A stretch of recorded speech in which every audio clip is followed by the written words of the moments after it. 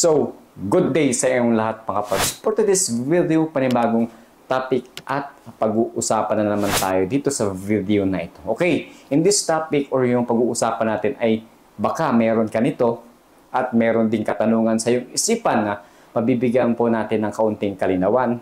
Okay? At syempre, no, disclaimer mga partners, no. In this topic po, bago ko i-reveal yung ating topic, hindi po tayo dito expert. Yan, hindi po tayo dito, hindi tayo dito profession or expertise, hindi po natin to. Okay? But, okay, in this topic ay maraming nag-inquiry sa atin, okay, kung ito ba ay nakaka-apekto, okay, sa kanilang pag-a-apply. Okay, lalong-lalo dito sa BGMP. Kung pwede nga ba or subjective for disqualification. Yung mga partners, no, yung may mga pasanin, may mga katanungan sa kanilang isipan na maaaring matakil natin dito sa topic na to. By the way, sa mabilisang lang ito, topic at pag-uusapan at kwentuhan lamang mga partners. Bago ang lahat, bago i-reveal yung ating topic, ipapasok ko muna yung ating intro. Let's go!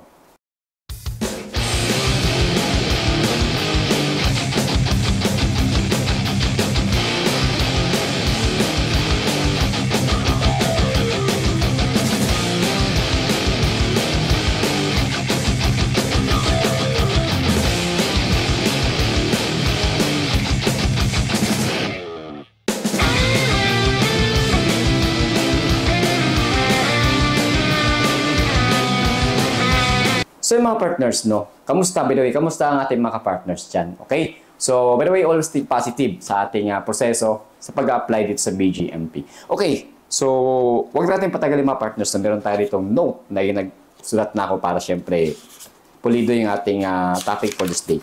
Ang topic natin ngayong araw mga partners ay, no, major and minor operation, okay, sa ating katawan.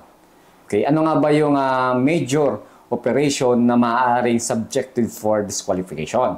Okay? At ano nga ba yung mga minor operation na maaari pa rin mag-proceed, okay, o pinapayagan ng ating bureau?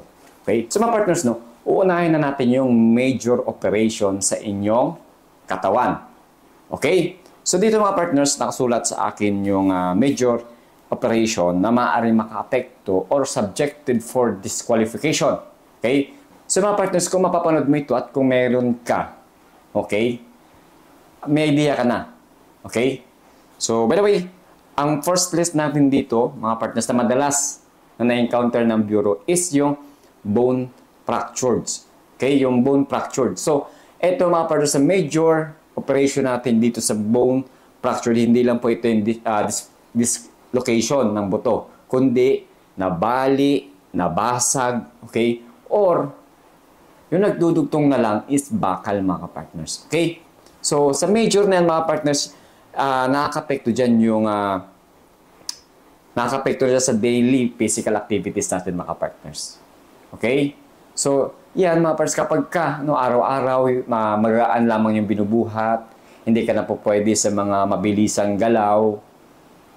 So, subjected for disqualification yan mga partners. Sad to say, no, but this a reality. Okay? So sa dami po ngayon ng ating aplikante, uunahin po talaga ng ating bureau yung physical fit. Okay? At syempre, iniisip ng ating bureau yung inyong kaligtasan. Okay mga partners?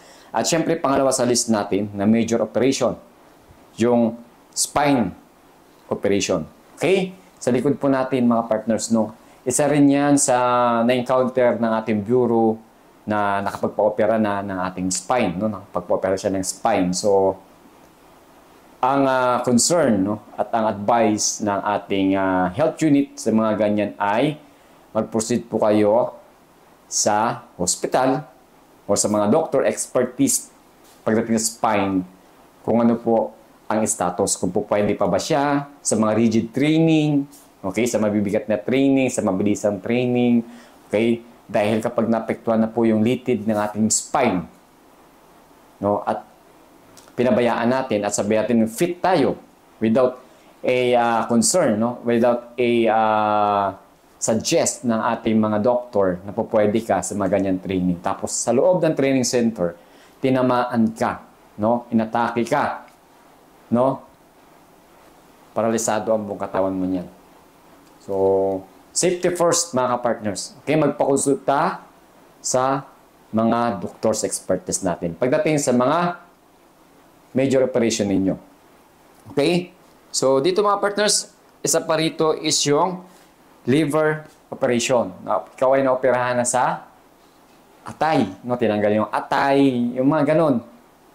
So, by the way, pag mga ganyan ka-partners, nakulangan na tayo ng parts sa ating inside ng ating katawan, no? Internal body, okay, ng parts ng ating katawan ay subjected for disqualification yung mga ka-partners. Okay? Ayan po yung mga pasok sa major natin na maaaring makapekto sa ating pag-apply. Okay? So, dito, pasok rin dito yung sa mga heart bypass, nung na-bypass ka na sa puso. May natake ka, tapos binaypass. Naresolba ka pa.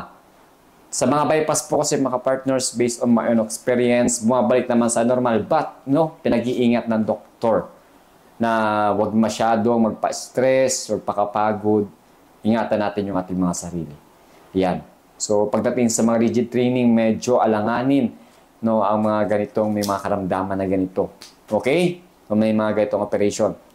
At syempre, no, sa mga major operation, pasok dito yung nakulangan ng mga parts sa ating katawan. For example, daliri sa kamay.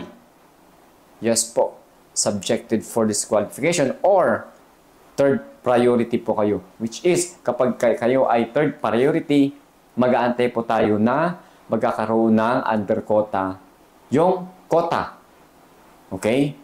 Para kayo ang isasalang doon pag nagkaroon ng under quota, mga partners.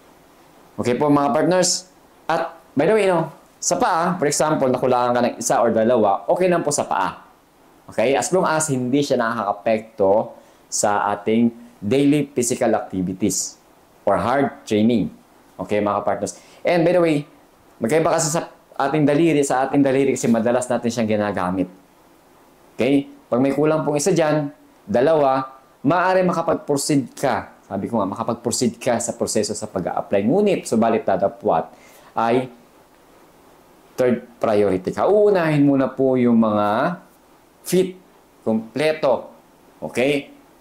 At pag nag-under quota, saka na lang tayo isasalang. Yan po, no? Sad to say, ganun po talaga ang reality. Okay? Nakasad po yan sa ating manual, no? Sa standard operation ng ating proseso sa pag-apply. Kung ano dapat, okay? So, kung pasok tayo, wala tayong problema, first priority. Pag meron, third priority tayo, mga partners. Okay po? So, spine, heart bypass, so yun lamang ating mga major operation. Yan po muna yung aking tinakil na major operation kasi yan po ang kadalasan tinatanong ng ating mga aspirant applicant. Okay, yung matitinding operation, okay, na-disgrasya tayo, okay, nabalian tayo ng buto sa tuhod, hindi lang po bali, okay, nawasak yung buto, at hindi na po siya maibabalik sa dati, bakal na po siya, maaari po yung subjected for disqualification po yun. Maaari, kasi alam nyo kung bakit, yung ating metal na nilagay po dyan ay, no, hindi natin masasabi sa training, sa loob ng training center, kakayanin niya yung matinding training. Okay? So, iniwasan ng bureau na may mangyari sa inyo. Sagutin po kayo ng bureau. Okay? Both side ay kailangan safety. Okay? Huwag po tayong masama. Huwag sasama yung loob natin. Okay? Kapag meron tayo niyan or may pinagdadaanan kayo ng ganyan. Major operation. Okay? But remember, no? Lahat po na nangyari sa buhay natin ay may purpose po yan, mga kapartners. Okay? So, yun naman po yung ating major operation, no? Dadako tayo sa minor operation. Okay? Sa mga minor operation na maaaring, no? Kino-considered ng bureau na pasok pa rin. Okay? Hindi makakapekto sa inyong proseso sa pag-a-apply. Una sa listahan ko, mga partners, is yung gallbladder. Naoperahan ka doon. Okay? So, naoperahan ka sa bato. Okay? Advice ko dyan, as long as, no, naghilom yung sugat, okay, ng operation mo, ay pasok po yan. As long as, fully healed, magaling na po talaga. Okay, mga partners, goods po yan. And bone joint disalignment. For example, no, kung kayo ay nakarang taong kayo ay na-disgrasya, okay, na-disalign yung buto ninyo, but no? Naiayos naman. Naibalik sa dati, walang problema yon. Okay? So, for example, may umangat dito, no? Halata. Pero naibalik naman, pero nahalata na meron kayong dislocation, may previous dislocation kayo, but no lumabas sa inyong x-ray ay normal na, goods po yun. Okay po mga partners? At syempre, hindi nakaka-apekto yung inyong bone disalignment sa daily activities na ginagawa ninyo. Lalo na sa mga pagbubuhat, sa mabilisang galaw, takbo, hindi siya nakaka-apekto, goods yan mga partners. At syempre, merong doctor's certificate, okay, na nagsasabi na fit to undergo training kayo. Okay? So yung mga partners, next sa ating topic is naoperahan sa cyst. Yung mga cyst na bukol-bukol, yan, sa ulo, kahit saan tumutubo yung cyst na yan mga partners, no? Pasok yan sa minor operation natin. Okay? As long as fully healed na po yung ating naoperahan na part ng ating katawan, ay goods po yan. Okay? At syempre, with certificate ng ating doctor na fit to undergo training pa rin. Okay? So sa mga may mga previous na naoperahan sa cyst, okay? Na hindi major, minor ha. Hindi naman yung cyst na malaki. Alam niyo, napanood yung malaking cyst na tumutubo sa ulo, natatakpan na yung mukha. Major operation yan. Okay? Yan ay nakadepende sa ating health unit. At syempre nakadepende yan sa inyong medical certificate kung kayo ay fit to undergo training after that. No? Pero yung mga maliliit na cyst na tinanggal sa inyo, goods po yan. Pasok yan sa minor, hindi makaka-apekto sa inyong pag-applyan mga partners. At syempre mga ito, kadalasan tanong sa akin, naoperahan sa appendix. Yan. Parang gallbladder din to, pasok din to. Ang appendix, okay, as long as fully healed or magaling na po yung inoperahan sa inyo, pasok yan. Ang duration ng papagaling yan mga partners, 6 months, medyo alanganin pa. 1 taon, after 1 year, fully healed na yan. Apply kayo. Okay, dahil meron ako yung batchmate na naoperahan sa appendix. Okay, after 6 months or 7 months, nakapag-apply siya sa appendix, pasok. Okay, at dito rin sa ating BGMP, may batchmate din kami napirahan mga 1 year ago na. Napirahan siya na sa appendix, pasok siya. Okay, so goods yun. Basta magaling. And syempre, para sa ating mga kababaihan, yung nasisaryan. Okay, nahiwaan sa tiyan. Okay, so minor operation, as long as magaling na yung operation ninyo sa inyong cesarean, goods yan. Walang problema tayo doon. Okay? So, disclaimer, no? Hindi tayo expert, pero ang pagpapagaling is 1 to 2 years. Hilom na yung sugat. Alam ko, 1 year, hilom na yung sugat sa labas. Okay? But sa loob, hindi natin alam kung fully heal. Pero ang magandang duration yan, 1 year, 6 months to 2 years, fully heal na ang ating tahi. Okay? So, pag-iingat. And syempre, kailangan pa rin natin magpa-consult sa doktor bago tayo mag-apply sa mga kababaihan natin na nasesaryan. Kung fit to undergo training na ba tayo, para bigyan nila tayo ng certificate. Para no question ng ating health unit kapag kayo ay na medical na po mga partners. Nagkaintindihan po ba tayo? And syempre, no, pasok dito sa atin yung minor, hindi siya operation, pero yung may mga karamdaman, for example, HEPA, TB. Nagkaroon po kayo ng previous HEPA or TB, but nagaling po siya ng ating antibiotic. Goods yan basta negative, hindi active yung ating HEPA or TB. Okay? And syempre, like ko sinasabi, with consult sa doctor, with certificate na kayo ay negative at fit to undergo training. Okay po mga partners?